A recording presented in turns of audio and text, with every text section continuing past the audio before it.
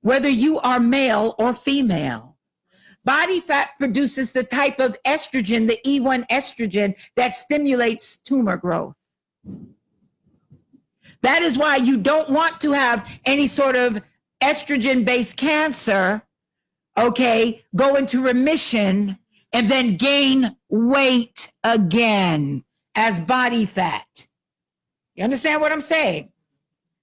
And that E1, once again, when you're looking at prostate, it stimulates the growth of tumors. All right. So that is why we will tend to also have higher levels of cancer, diabetes, and all of that because of, okay, higher levels of body fat. Vitamin D level inversely correlated with the HbA1c level. So the higher the A1C, the lower the vitamin D level was. What would happen, do you think, if we started raising that vitamin D level and lowering the A1C level is going to begin to be lowered? Okay. And all this side is saying is that vitamin D deficiency is a risk factor for both obesity as well as type 2 diabetes. Low vitamin D, higher levels of body fat, harder to lose weight. Okay, harder to lose weight. The harder it is to lose weight and higher levels of body fat, the more you go into metabolic syndrome eventually, possibly years down the line. So what? It takes 20 years. Okay. So what? It may take 30 years or 40 years. All right.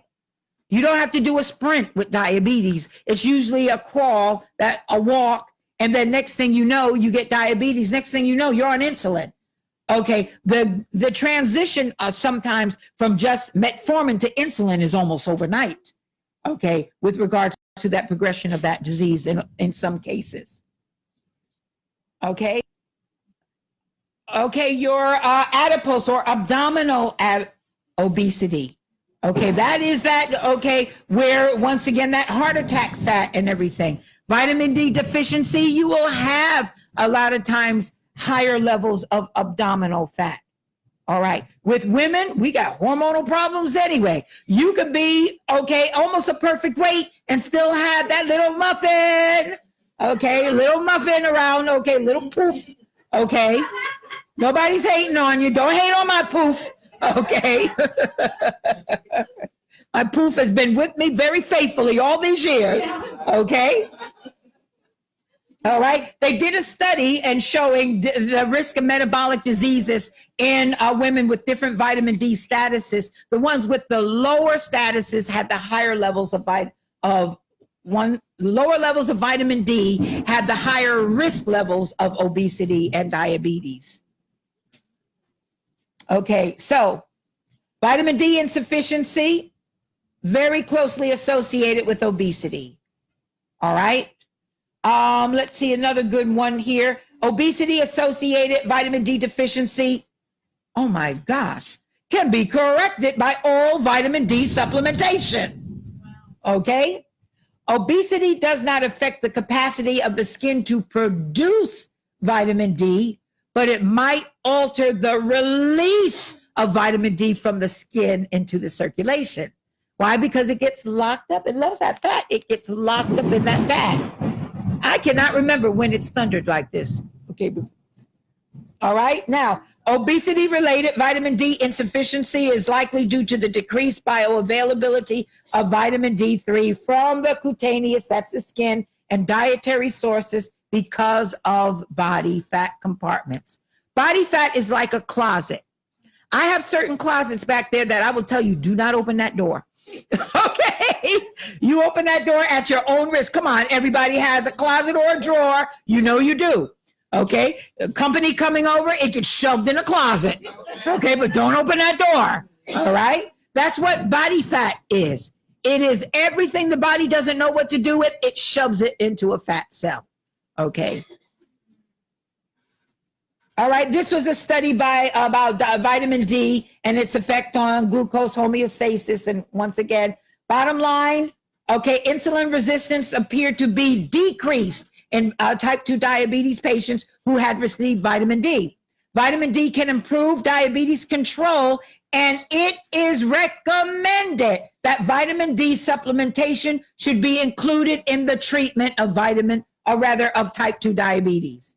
You know anybody with type 2 diabetes? You need to make sure they are on a good vitamin D supplement. Okay, vitamin D can improve diabetes control and is recommended supplementation for for type 2 diabetic patients. Also, vitamin D supplementation results in a statistically significant decrease in body fat mass in obese diabetics, improving that level. And vitamin D supplementation in overweight people reduces the risk of type 2 diabetes and improves insulin resistance. Okay, thank you for your slide here. Okay, again, this was a study done on vitamin D and weight loss from the University of Minnesota. Okay, so it shows how vitamin D, once again, is metabolized. The results are vitamin D blood levels were indicators of success. Now, for every 1 nanogram per milliliter increase and that calcidiol is the vitamin D, participants lost almost half a pound. Increasing your vitamin D level from suboptimal to optimal will help you lose weight. We're going on a challenge. Vitamin D should be included in that. Okay? And for every 1 nanogram per milliliter increase in the vitamin D, participants lost nearly 0.25 pounds more. All right. So see, vitamin D and weight loss go hand in hand. Okay? Go to the doctor. The doctor can do a blood test, very simple blood test to get your vitamin D levels, and tell you about vitamin D. 2 types, vitamin D2, vitamin D3. All right? They have similar biological activity. However, vitamin D3 is twice as effective as D2. When you are supplementing, make sure you are supplementing with D3. However, vegans, D3 is animal sourced, D2 is vegan source. You need over twice as much of D2 as you do D3. So 5,000 IU of D2 ain't gonna cut it if you have a deficiency. Okay? Just to let you know, 2 types of tests done. Okay, one may say you're okay, all right? And that one saying you're okay is the 1,25 dehydroxy vitamin D. That can be normal, all right, when you are actually in a deficient state, because one of them measures how long it stays in the blood, and it has a higher or a lower half-life than the other. So one test can say, oh, you're normal, you're okay, when you really are deficient. So you need both tests, the results of both tests. Okay. And here was something about this. This is why I tell people sometimes you need to stay off of YouTube. Mm-hmm. All right. Because someone was writing about, all of this false stuff about the vitamin D and blacks and all of that when it's a normal and this is the test that they should be doing.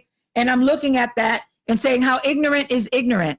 That test will test you as normal when you really are deficient because of the way that vitamin D, the half-lives that they stay. One measures, there are 2 different measurements on how they are measuring vitamin D in the blood.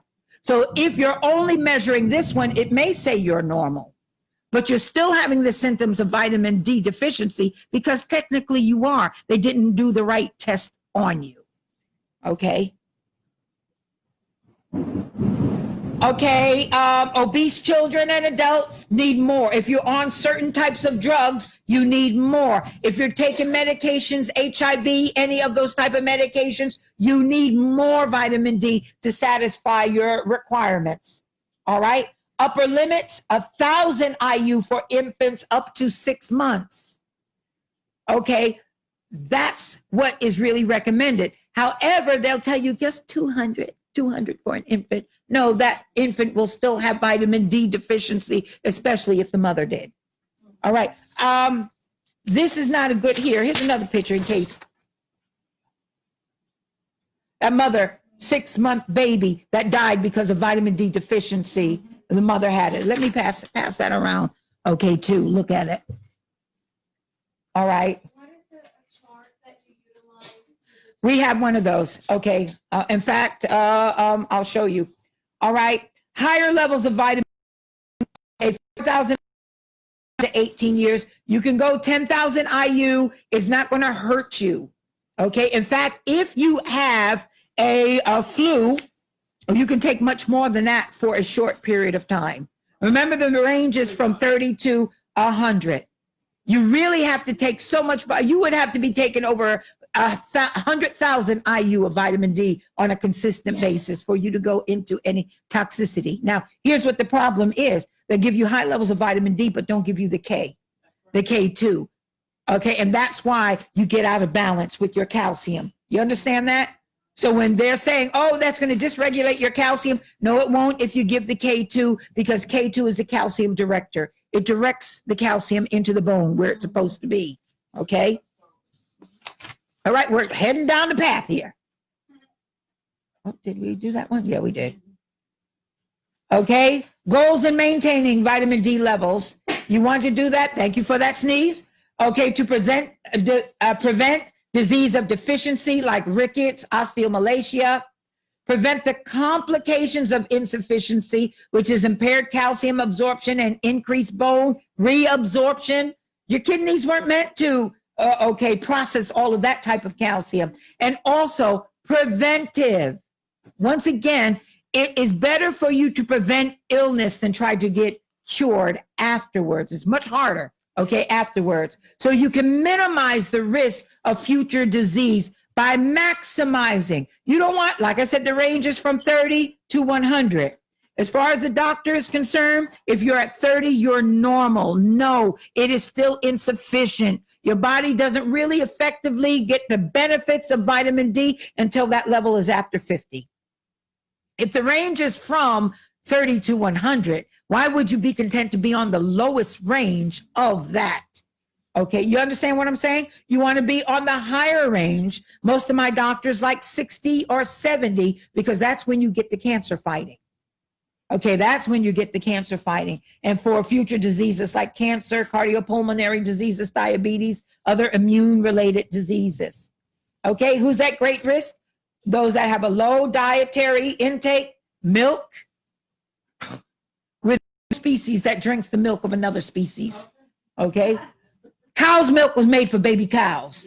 Okay, malabsorption syndrome, your Crohn's, your IBS. Okay, people with bariatric surgery, severe liver disease, those who were alcoholics, things like that, kidney disease. Okay, certain drugs will cause that. If you live at a higher latitude, you spend little time outside, you're an older adult. In fact, after the age of 60, your skin doesn't produce vitamin D the same way it did when you were, younger. So it doesn't matter. You stay out in the sun, your body still is not going to be able to produce it the way that it did before. Decreased sun exposure due to cultural reasons. Wow, that was a big one. Okay. And then races with high skin melanin levels. Here are some sources of food sources for vitamin D. All right. Now, need you to understand, you probably need to be taking a minimum of, as a matter of fact, you have a flyer, that says prevent breast cancer. Okay, your homework assignment is going to be to read the flyer. I always give homework assignments. However, in this one, there is a chart. Okay, there is a chart. You can go on grassrootshealth.net, grassrootshealth.net to get these charts. And let's look at this chart for a minute. What this tells you is a change in level, how much you have to take in order to raise your level. So say, for example, you're at a level of 10. You're just barely living, okay? To raise that level to 20, you need to be taking a minimum of 2,000 IU. To raise it to the lowest end of normal, 30, you need to be taking 4,000 IU. To start getting the health benefits, if you're at a 10, you need to be taking at least 10,000 IU. You understand? So this chart actually is very helpful to tell you where you're at, where it is you want to be, and how much you have to take to get there. All right. That's why you show things like this to your doctor, giving you, once again, 50,000 IU. Okay, that's going to take care of it. Okay, next. Okay. And remember what I said about 50,000 IU once a week. It's changing your underwear. Okay, some of you got it. Okay, some of you remembered. Okay, now, all right, so it's important that you get your level. Once you get your level, you're going to see where you're at and how much you need to be taking. That's why your average multivitamin, like you said, it'll have 400 IU in that.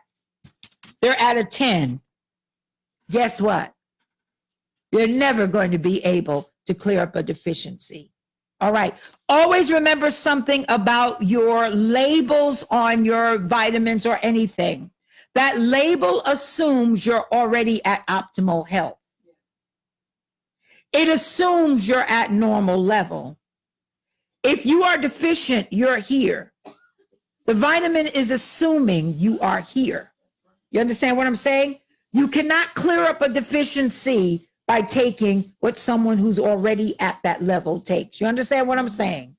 That's why it's important for you to educate yourself, know what your level is and how much of it you need to be taking. But also remember what I said.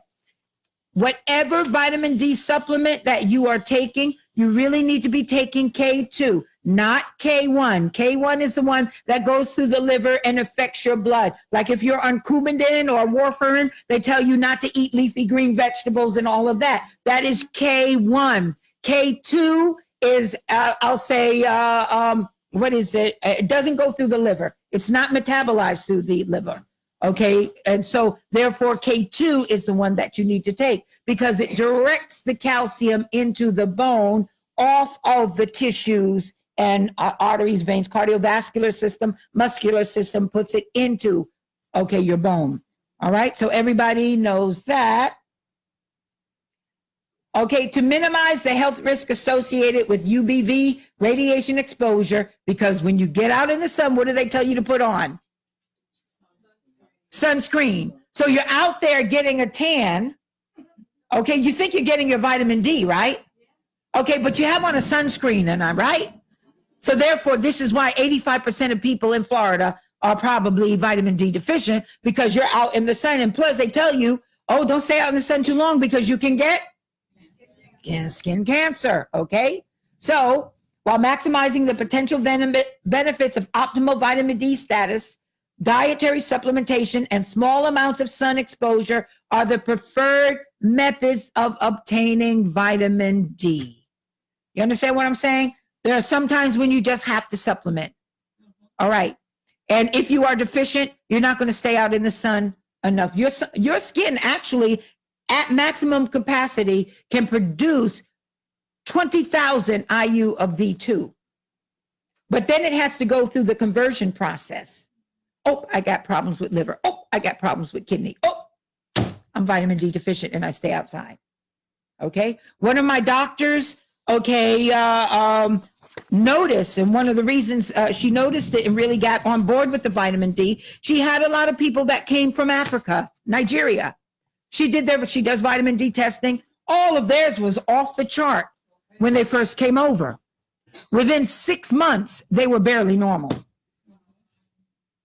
Lifestyle is different. You're out in the sun. The closer you are to the equator, okay, you're going to be out in the sun, okay, a lot. This melanin is a skin protectant, sun protectant.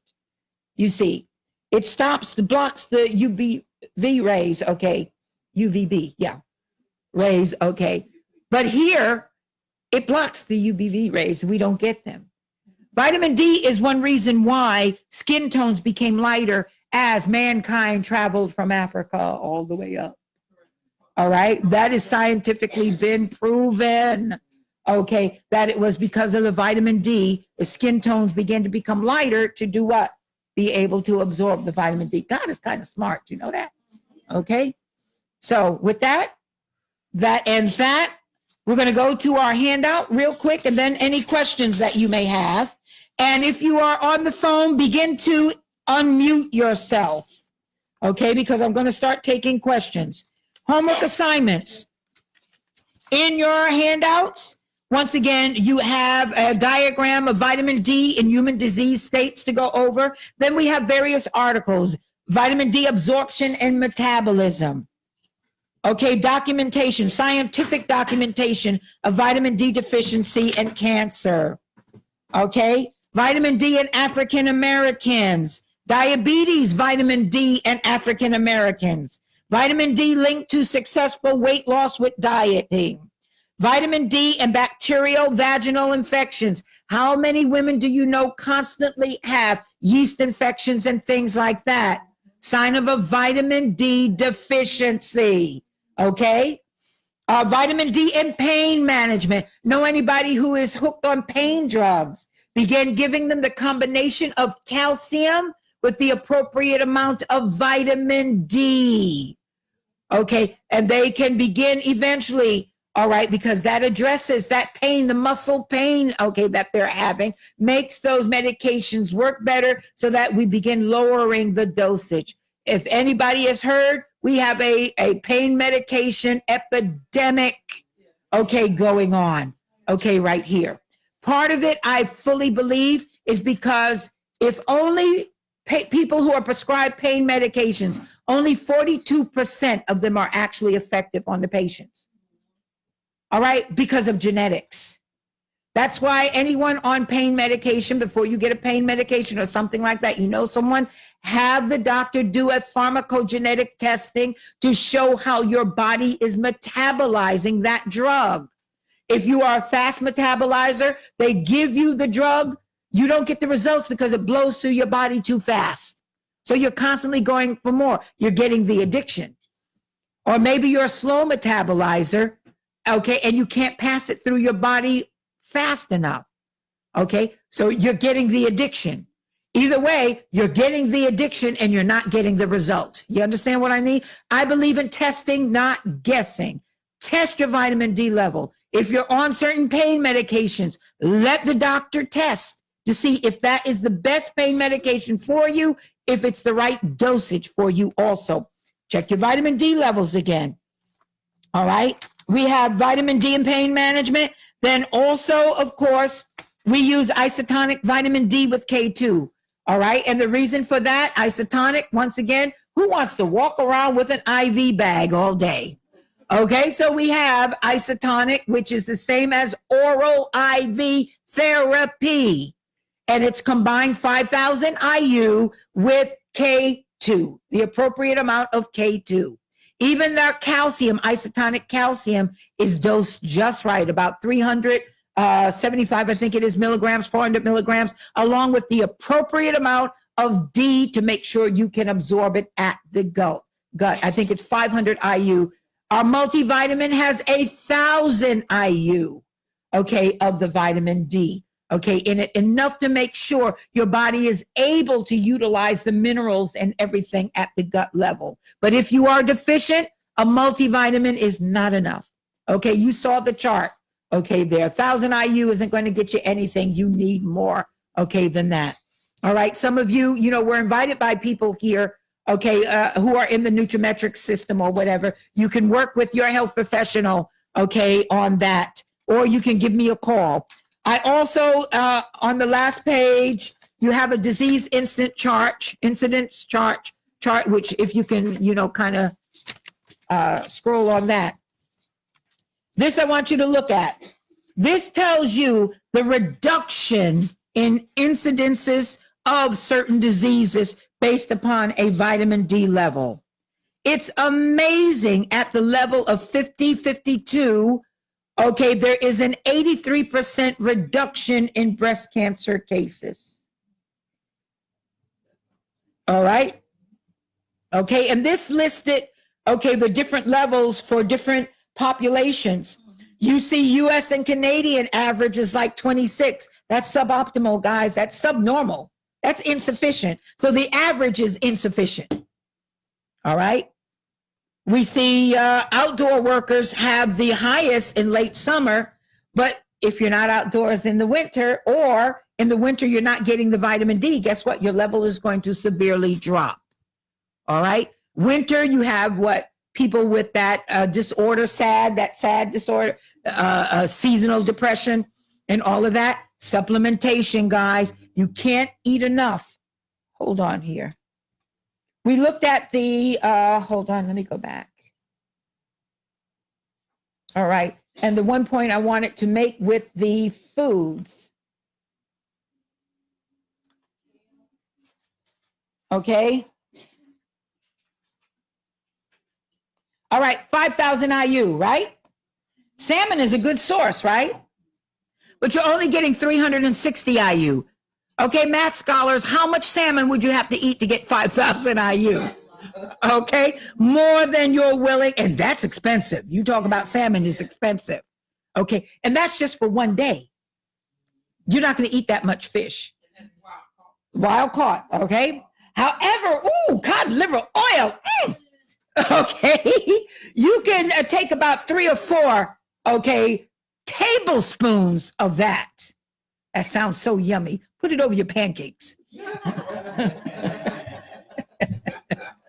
Okay, tuna, okay, typically told a good source. The point I'm trying to make, all these are food sources. How much of that food do you have to eat to get what you need? So what am I telling you? You are not going to be able to eat to the level of nutrition you need. You understand what I'm saying? Cheese, liver, eggs. God, how many eggs do you have to eat? Okay. Your ready-to-eat cereal is fortified. It's fortified with 100% of what you need. Wait a minute. If there was any nutrition in what it is I'm eating, it should be over 100%. You're fortifying it. In other words, you might as well go ahead and eat the box for fiber, okay? Because there's no nutrition in what's inside the box other than what they sprayed on the box, on the cereal, okay, with that. These are good sources, but they aren't enough, guys. All right, they aren't enough. You have to eat 4 apples today to get the amount of nutrients you used to when I was a kid, way back when we used to walk uphill to school both ways. You remember those days? Okay, so if we're going to win this war on disease, guys, vitamin D is a good place to start. You understand what I'm saying? Anyone learn anything today that they didn't know? All right. All right. We see how important this is. The best kept secret no one is talking about. Do I have anybody on the phone? Say what your name is and where you are from.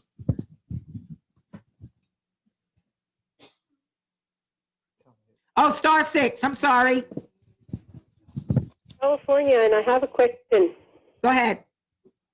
What is K2? And where did it? Minoquinone. Okay, it is a nutrient. You can find it in the drugstore, vitamin store. Okay. The only thing though, once again, when I say if you get a vitamin D supplement, usually the supplement will have enough K2 in it if you can find it, okay, to make the vitamin D effective.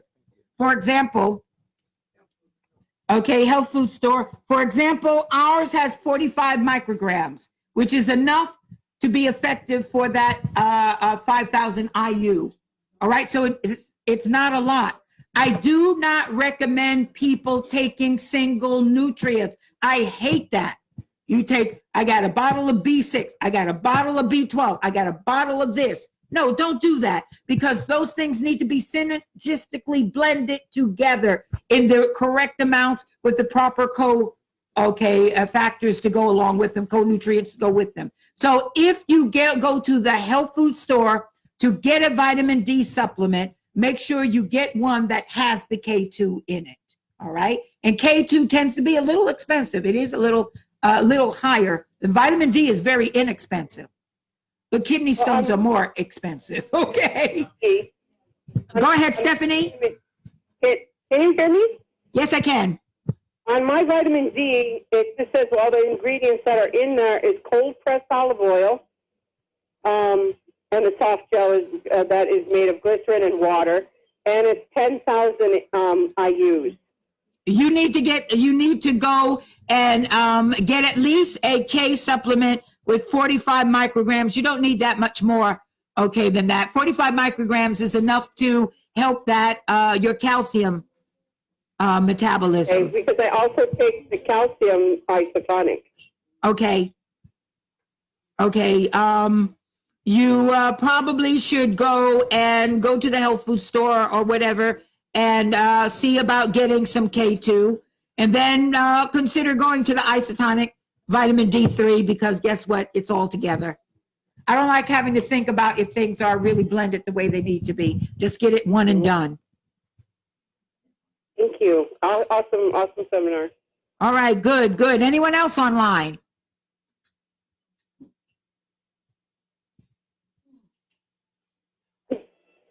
Hi, Renee. All right, I hear two people.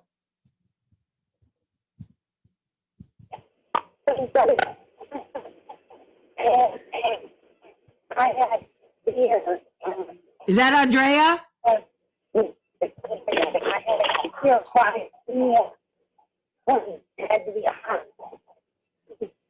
do we have online? Hi, Renee from North Carolina. Hey, Renee, how you doing? Great. I really like the aspect of the seminar, how you dealt with the various diseases, how it's intertwined with the vitamin D. But I really like most of all the various solutions that you gave. Really appreciate the genetic testing. I think healthcare is moving more towards that genetic piece as far as with healthcare providers, healthcare plans. I know with the Pharmaceutical Society, with the pharmacists, it's a huge deal of seeing how we can help the patient the most. And I think with the vitamin D being such a key to try to combat some of these diseases and with prescriptions and dealing with the drug industry, this is very effective, very, very effective. Okay, excellent. Thank you she also works with, is it LabCorp? Yes, ma'am. Yeah, well, LabCorp. All right. And they are moving towards genetics, customized well care. And Renee, I feel we were years before our time when we took that genetic testing up to, I did a class with her society on genetic testing, okay, a couple of years ago. And now it's the thing to do, with that. And I advise, anyone who's on certain type of medications, ask the doctor, okay, to do some sort of genetic testing on that. Another good way, all right, 23andMe, the genetic test. Okay, they do for ancestry and all of that, but they have come out with results on genetic testing that is absolutely fantastic. Okay, now guess what? Those genetic tests don't go to your medical records. Whereas if you ask the doctor, it becomes part of your medical history.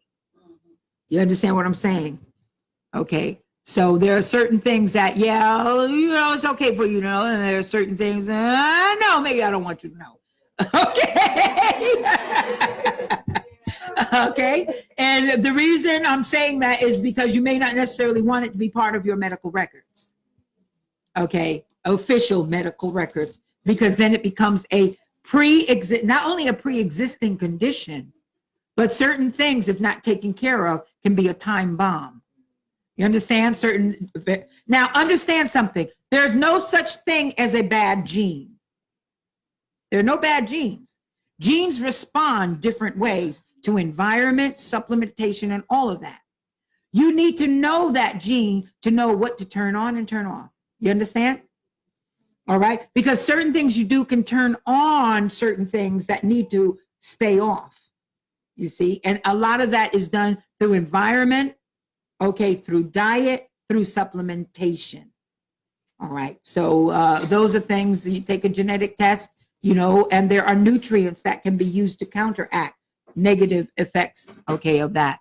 Thank you, Renee. Anyone else online? Look, there are 4 more people there. I know I got 6 or more people. Don't let me have to look you up. There was 11. There are 11. Oh, boy, you guys are going to get it. I called it in. Rick from North Carolina. Rick. All right. How you doing, Rick? I'm doing good. How you doing, Pastor Israel? All right. All right. Did you learn anything? I did. It was good information. That's what we're about. Went out and got a neighbor and brought a neighbor over to listen to some. All right. That's right. That's good. Love thy neighbor. All right. Definitely. We need to get the word out, Rick. We really need to get the word out about this. Well, I'm on it. I'm trying. All right. Good. Good. Thank you so much for taking time with us. Did you have any questions? Thank you. Not right now. Okay. Okay. Well, I think you know how to reach me. Or you got the best one there. Okay, Renee. Yes. He helped me a lot. All right. Good. Good. All right. Anyone else online?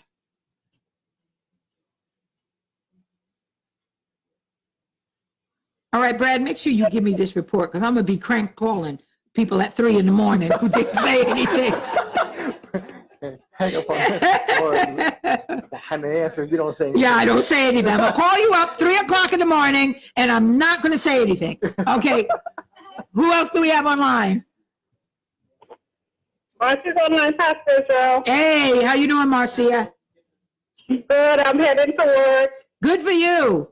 Vitamin D. I see you too. I see you with 13 patients. Wow. Wow. Only one nurse check. Oh my gosh. You're going to be busy tonight.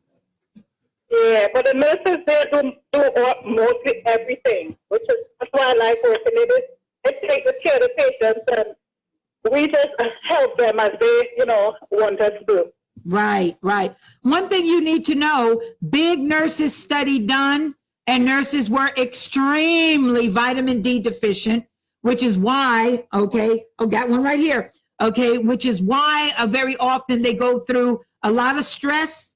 It's the body that's stressed out, and then the added stress of patient care and everything else. So talk to them about looking at the nurses study and getting the vitamin D. Just tell them that you were at a vitamin D seminar, and that came up, the nurses study came up about how low vitamin D levels are in nurses. Yeah, because they are burnt out. I mean, every single area that I work in, they complain a lot, and they work 12 hours shift. Yeah. Hard. But I will. Yeah. Vitamin D helps build your immune system, which is important when you're working in a hospital. Okay. So just mention it to them. All right. That was Marcia in Georgia. We have North Carolina, Georgia, California. Who else do we have online?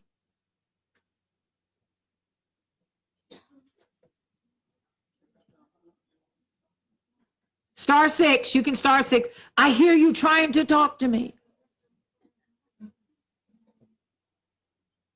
All right.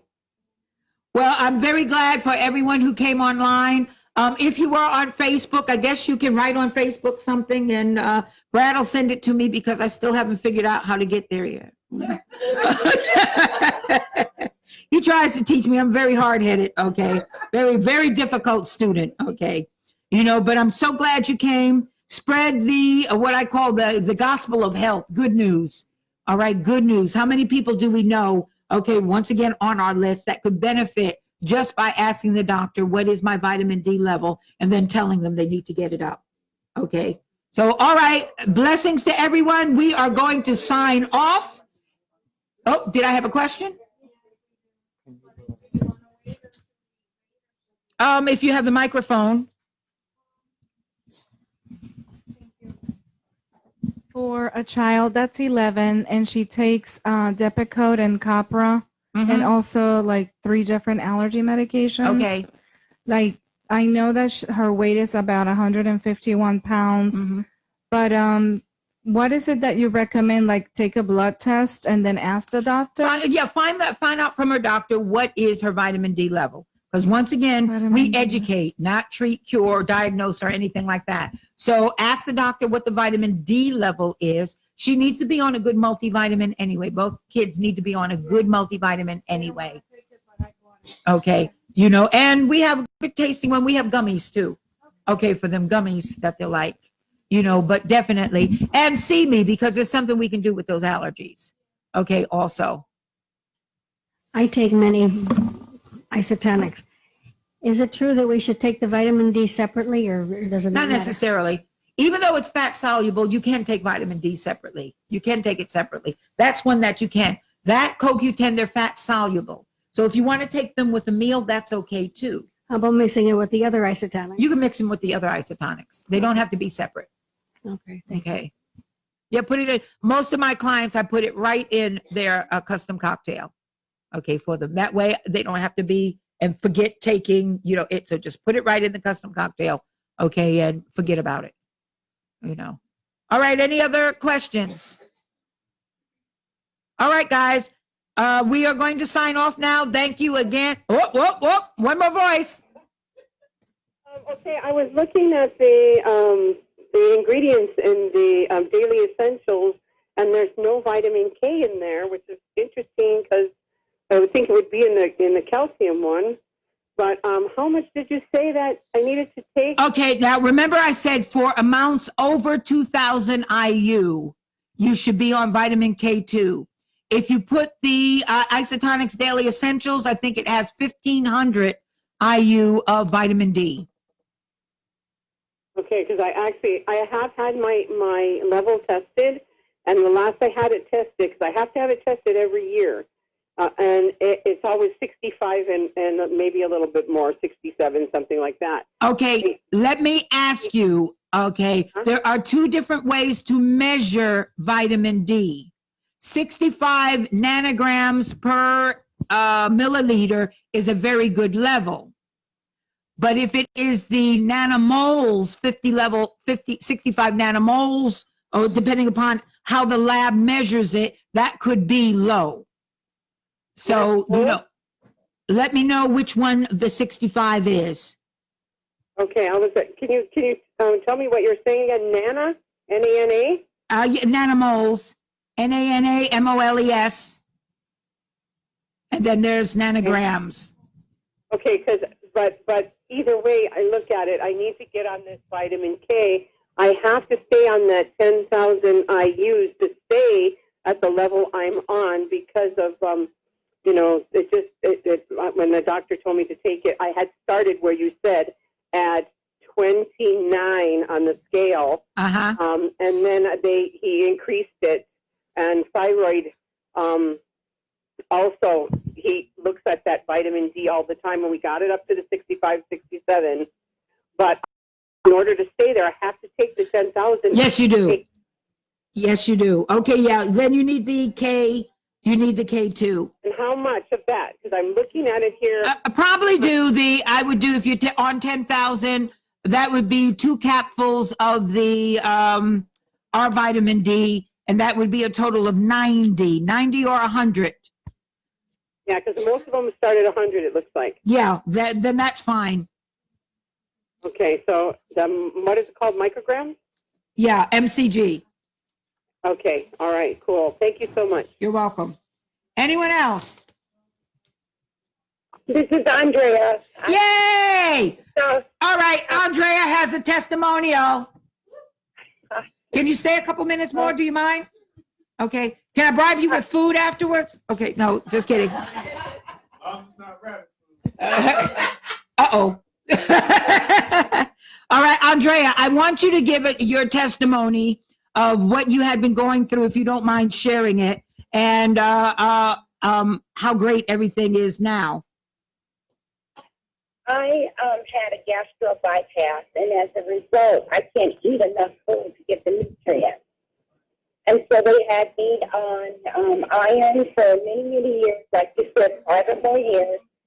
And it wasn't working because it caused other problems that was interesting. Long story short, I was in the bank and I passed out. And it was because of the chronic anemia and basically the nutrients and the things that I was not getting. And I had a very long hospital stay where I was getting vitamin B12, vitamin B12 injected on a regular basis. And then when I got out, I had to, of course, get an authorization from in the insurance company to do that. And that was a message, it was like over a month. So you put me on the isotonic, and the blood test that I took, when I finally went to my hematologist, it was high and it was normal. The only thing, my platelet was normal, my white cells was normal, and they were saying that my body in hospital when I went in, that my platelets were so low, and they were talking about a bone marrow transplant. They were talking about a blood transfusion, and and all this stuff. But by the time I got to it, because I had been taking the isotonics away, I sent you my medical test. I sent you my blood test, and you looked at it and you said, you need this, this, and this, and you sent it to me. And by the time I got back to them, they were amazed because I was at that weight, and they thought because of the month time that I had not been getting these injections, that I would have been more critical. But it's like you told me, this is oral IV therapy, because sometimes in a pill, you can take it, but your stomach may not process it.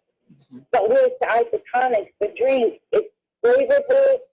I take it, in the morning, and I get up and go, the fog in the brain, all those things, that's gone. And so I just said, I want to thank God for educating you and the people that do what you do to let us know how to go back to eating for our health. Yeah, we collaborate with the doctors and we educate them. And I was actually able to educate my hematologist on some things that she's interested in getting it for herself, but she's doing B12 deficiency. So with that, I'm not going to hold up everybody's time, but I'm looking into getting deeper and getting the minerals supplements. And oh, by the way, my B12, my B12 and my vitamin D does come. It's mixed with K2, and I didn't know what that meant until I heard this call. But it gave me the surety that I thought I'm covered. All right, excellent. So that's just how quick you were only on that, 2 weeks before you had that next blood test? Yeah. It's only about 2 weeks, and I took the double dose because I knew an area where I was already low, and that's what you covered in the call. That the measurement assumes that you're in perfect health. So you told me what quantities I need to be taking. And oh, by the way, when my doctor prescribed out of the hospital this vitamin B12, the prescription's not covered by insurance. So it would have cost me $500 each time I got it refilled for the injection. Wow. This isotonic, it did it for me to the point that they had to ask questions. How is it that you're here? How is it that you're healthy? Yeah. And so that is the one reason why I am just very prone on isotonics. There's no way that you can get anything into the system faster than that. And when you're talking about someone's health to that level, all right, who can afford, $500 a pop for a shot or anything? Insurance. Once again, insurance is keeping you sick. It's not helping you get better. You understand what I'm saying? It is our own personal responsibility, to get well, and the fact that, I saw her blood test. Okay. And it's like they were within normal range, going from where she was into normal range. The doctor's looking at that, thinking she had taken the, gone on and gotten the injections and all that. And it wasn't, it was just simply the isotonics. Okay. That did the same thing. So you can have that. I went from chronic to normal range. From chronic to normal range. All levels. Yeah. So our health is our wealth. Our health is our wealth. Okay. So anybody who you have health challenges, that's what Hebrew Institute back to Eden. I have Deborah here, who's a nutritionist. Okay. She is a certified nutritionist also. We seem to attract health. Okay. Health professionals of all different levels, okay, to that. But we're getting people back to health, again, and that's what's important. So anyone else on? Thank you for, from California, East Coast, West Coast. Okay, I really appreciate you guys being on with us again. Anyone else who wants to say anything?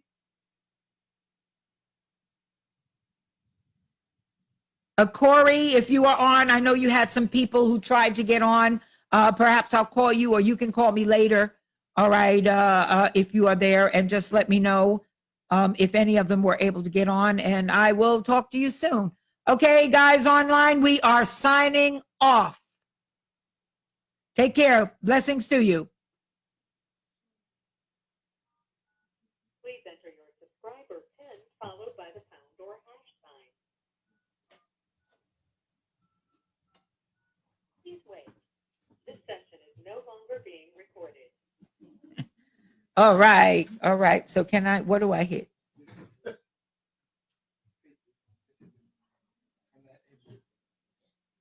It's off? Okay, off. All right. We have some refreshments, I think, down there. I think so. On the table there. Do you want some refreshments, cheese and stuff? So let me ask you, what did you get? What is your takeaway?